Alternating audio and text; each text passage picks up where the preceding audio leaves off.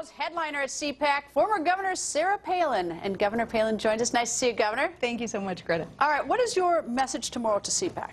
Ooh, I'm going to let CPAC know that we have reason to be optimistic, thinking positively about these midterm elections coming up, because there's been a great awakening in America. People are finding out that, for instance, Obamacare is very, very bad for our economy and for us personally, for our businesses, for our families. People are waking up to things like Obamacare because the problems of an Obamacare are being made manifest at their own dinner table and in their pocketbooks, and people are saying, no, enough is enough of this. So I'm going to remind CPAC that we have reason to be optimistic, but we'd better not let kind of the establishment, those who just go along to get along with Obama in this case, we can't let them dictate what the issues are and what the message is and what even who the candidates are. The Republicans don't like Obamacare. That's pretty plain. In fact, the House Republicans are always voting for Republicans. Well, no, I'm just saying that certainly they do.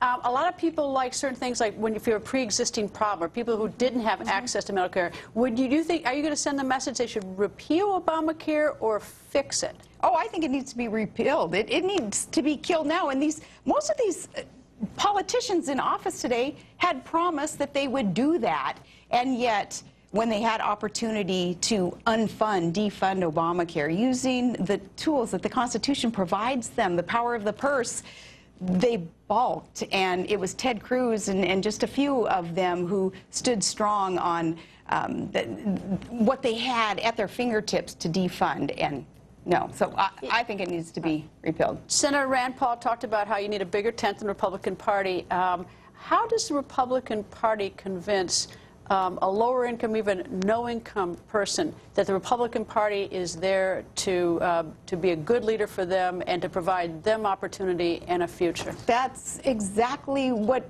the planks in the platform of the Republican Party are supposed to be standing. We stand on that. That's what they are supposed to be representing, is equal opportunity for everyone to apply self-initiative so that they can all be lifted up and succeed. But some are just so down and out. Some have such a dysfunctional family situation. Some have no income, no education, no chance, and they come from generations of that. What about those voters? Well, you know, a practical way to entice them to understand what the Republican Party is all about, at least what we conservatives are all about, is to show examples of those who have grown up in less than ideal conditions and succeeded because they've decided they will not be dependent upon a master called government. They will do it themselves. They will adopt a work ethic, and though you know they don't have a silver spoon, they will create that by working very hard and seizing every opportunity. You can only do that in America.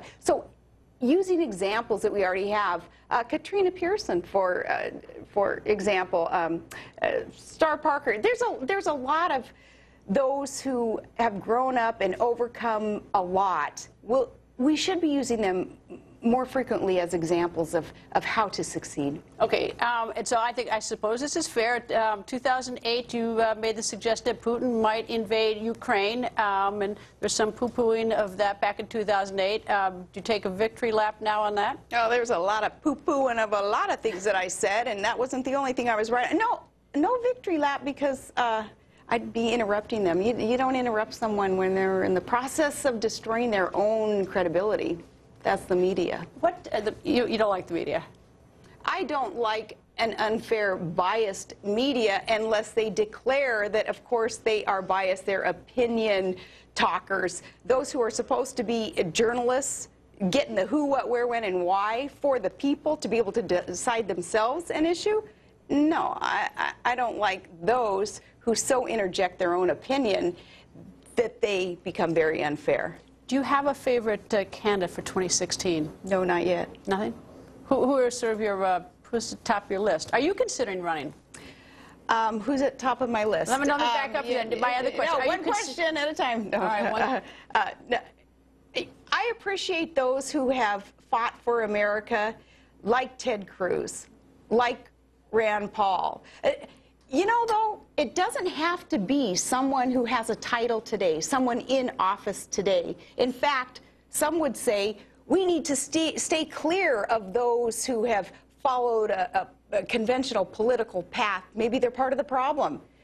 There are businessmen and women out there. There are strong family men and women who understand what it is that makes America exceptional, and they want to protect that. They want to get back to that. Maybe someone like that will rise and be the candidate in 2016. Maybe that's what we need. Okay, now I get to ask that question.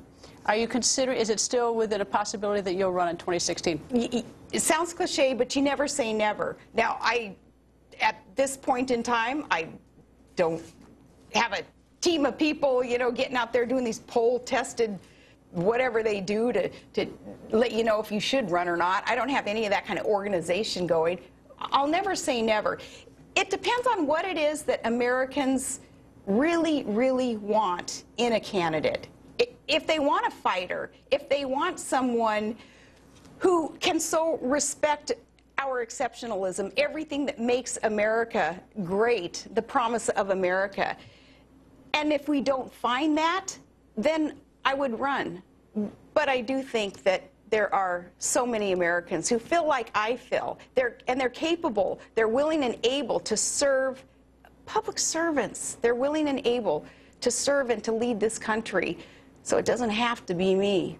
Governor, welcome to Washington. Good luck tomorrow with your speech. Thank you.